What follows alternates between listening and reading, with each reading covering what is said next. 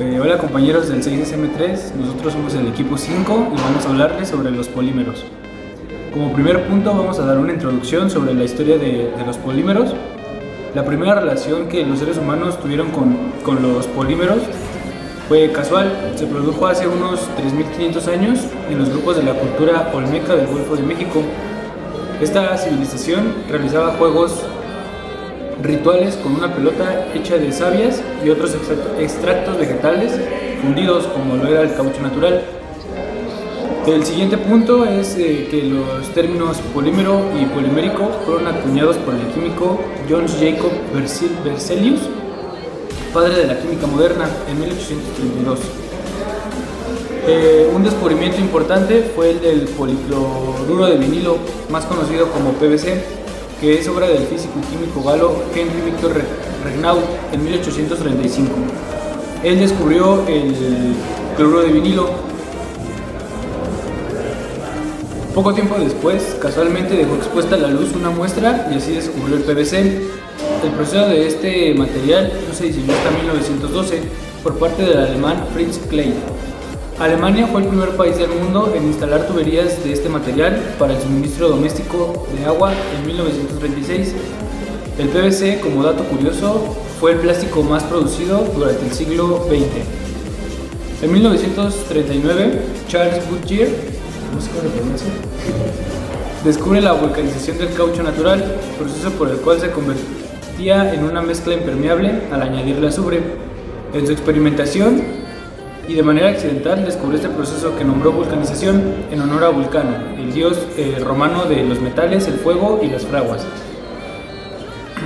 Por último, en 1936 comenzó la producción del ABS, el plástico de alta resistencia mecánica más utilizado en la industria de la automoción.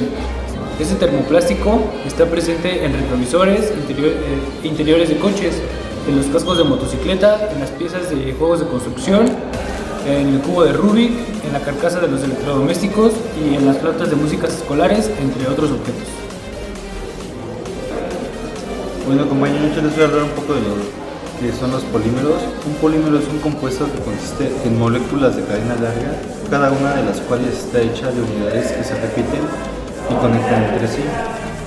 En una sola molécula de polímero puede haber miles, incluso millones de unidades. La palabra se deriva de los vocablos gringos poli, que significa muchos, y meros, que se contraen, que es parte. La mayoría de los polímeros se basan en el carbono y por ello se les considera productos químicos orgánicos. Los polímeros se dividen en dos clasificaciones: los plásticos y los cauchos, o hules, como se los puede conocer.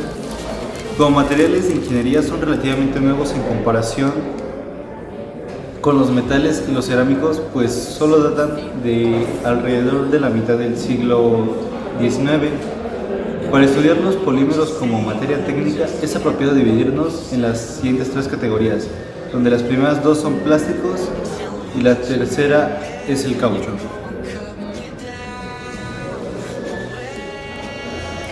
Bueno, y les voy a hablar de la polimerización, que es el proceso químico en el que se sintetizan los polímeros, y hay dos métodos principales. El número uno es la polimerización por adición y el número dos es la polimerización por etapas. La producción de un polímero dado se asocia por lo general con uno u otro método. La polimerización por adición es el proceso que ejemplifica el polietileno. Se inducen a los enlaces dobles existentes entre los átomos de carbono de los monómeros de etileno para que se abran de modo que se unan con otras moléculas de monómero. La polimerización por etapas: en esta forma la polimerización se hace reaccionar dos monómeros para formar una molécula nueva del compuesto que se desea obtener. Dentro de la clasificación de los polímeros tenemos a los plásticos, que se subdividen en los termoplásticos y los termofijos, y a los cauchos, también conocidos como hules o elastómeros. Los polímeros termoplásticos, también llamados TP, son materiales sólidos a temperatura ambiente, pero si se les calientan a temperaturas apenas unos cuantos cientos de grados, se vuelven líquidos viscosos.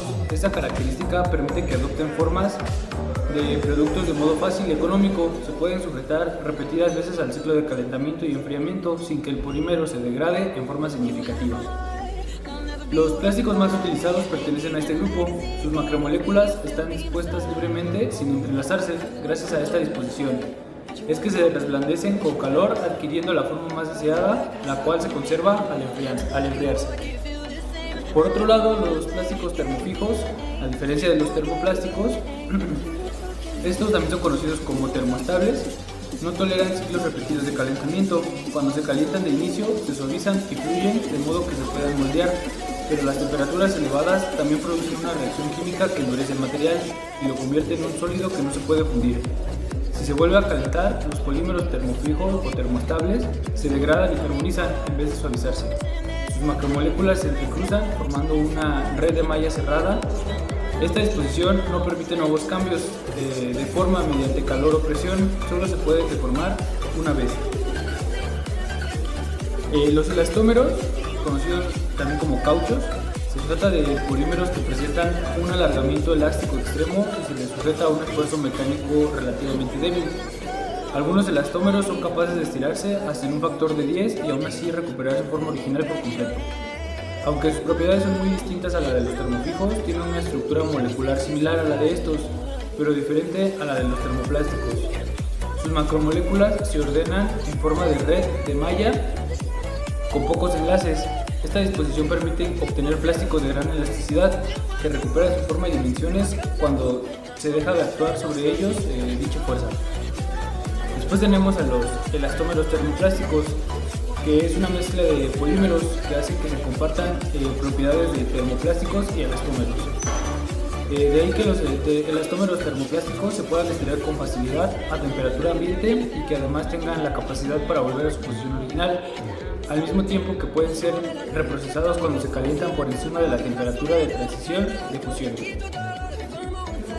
Bueno, yo les voy a hablar de las ventajas del uso de los polímeros. Bueno, entre las ventajas está que es moldeable. Esto se refiere a que se puede manipular de manera sencilla y esto permite crear objetos con gran variedad de formas y usos. Es de baja densidad. Bueno, esto se refiere al peso-volumen, de que pues es mucho menos denso que un metal y son más fáciles de transportar por cualquier vía. La alta resistencia selecciona los envases fabricados con vidrio, que son mucho más resistentes, fabricados en polímeros, que son básicamente indestructibles, y la comparación de ejemplo del cartón igual es mucho más resistente. No son corrosivos. Bueno, esto quiere decir que estos materiales son resistentes a la corrosión de agentes químicos. Por esa razón, los plásticos se emplean para envasar productos químicos de uso industrial.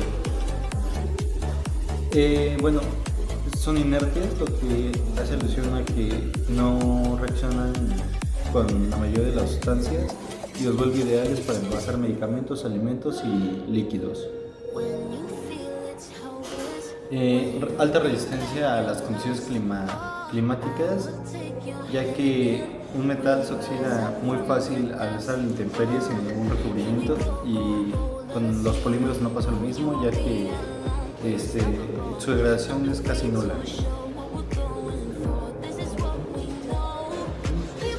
Y bueno, vamos a empezar a hablar de los polímeros que son usados en la industria. Está el polipropileno, que más que nada se usa para la industria alimentaria y producción de envases, ya que es muy resistente, es muy inerte y casi no se degrada. Está el ABS, que este polímero, sus propiedades más importantes es la alta resistencia a impactos y su dureza. De hecho, es de los más usados para la electrónica y elaborar diferentes carcasas o de componentes automotrices, tableros y computadoras y cosas electrónicas. Otro de los materiales es el nylon. Como material para las industrias cuenta con diversas cualidades, entre las que destacan la dureza, la capacidad de amortiguación de golpes, ruidos y vibraciones.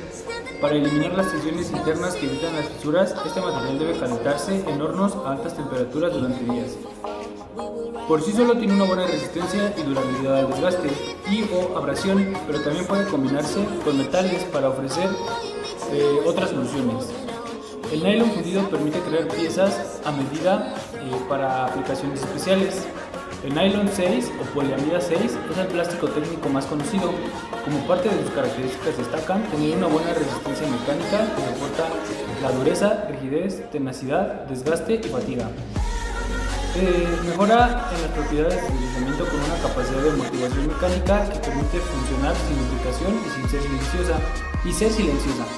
Se utiliza como material plástico con propiedades especiales como estabilidad dimensional, elevada absorción de humedad y buena abrasión. En la industria de la manufactura se emplea para la fabricación de cojinetes cilíndricos, bujes, ruedas dentadas, engranes y poleas. Para el sector automotriz se utiliza en el compartimiento del motor de los vehículos, en las manijas de las puertas, en la parrilla del radiador y en las llantas. Las industrias dedicadas a productos del hogar pueden fabricar decoraciones como tapetes, muebles y para el cuidado personal los cepillos de dientes. En las imprentas se puede realizar impresiones 3D con este material. Solo se calienta el filamento de nylon y se deposita según el diseño. El PVC. Existe una gran cantidad de polímeros dentro de los cuales podemos encontrar el PVC. Composición particular con un porcentaje mayor de sal común que de petróleo, lo que le confiere unas propiedades únicas. Además, dentro de los polímeros, el PVC se clasifica como un termoplástico, o dicho en otras palabras, un material que podemos modificar, curvar o soldar mediante temperatura. Precisamente, esta es una de las propiedades más valoradas del PVC, ya que su capacidad termoplástica permite moldearlo en infinitas formas o soldarlo. Una vez enfriado, el PVC recupera su solidez y resistencia, manteniendo el nuevo formato. Durante su procesado, se añaden diferentes tipos de aditivos, dependiendo del cometido o función que deba realizar el componente, además de la confección del producto final. La correcta combinación de estas sustancias permite la aplicación del PVC en un sinfín de aplicaciones y utensilios empleados en todos los ámbitos, desde donde se requiere máxima higiene, como en las tuberías para la conducción de agua potable o en las bolsas utilizadas para el almacenaje de sangre y hemoderivados, hasta en productos que requieren elevada resistencia, como por ejemplo perfiles de ventanas. El PVC es un material muy valorado en los profesionales del sector de la construcción por ser un mal conductor, es decir, por su capacidad aislante. Ello es lo que lo hace perfecto para su utilización en perfiles, placas aislantes, fundas para cableado eléctrico, suelos para interior, exterior, etc. El procesamiento de los polímeros está, la extrusión es uno de los procesos fundamentales para darle forma a los materiales. Y esta consiste en echar el polímero caliente, a una temperatura de fusión, donde una máquina va empujando el polímero a través de un molde donde sale ya extruido a la forma que se desea.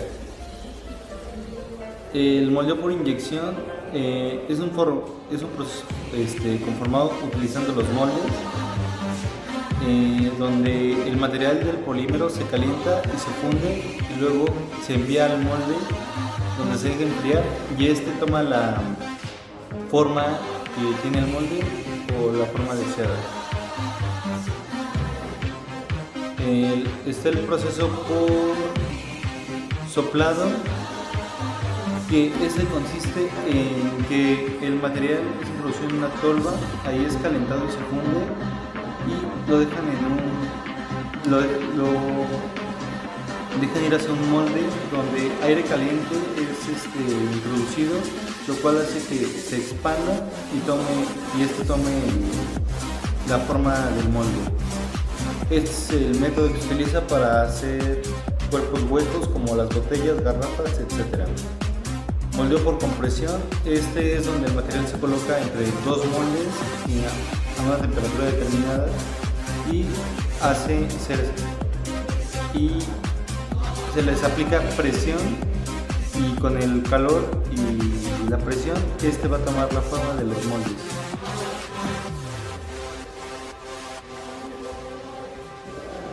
Un punto en contra del uso de los polímeros en la industria es la problemática ambiental. La contaminación por este tipo de productos se ha convertido en uno de los retos medioambientales más preocupantes de nuestro tiempo.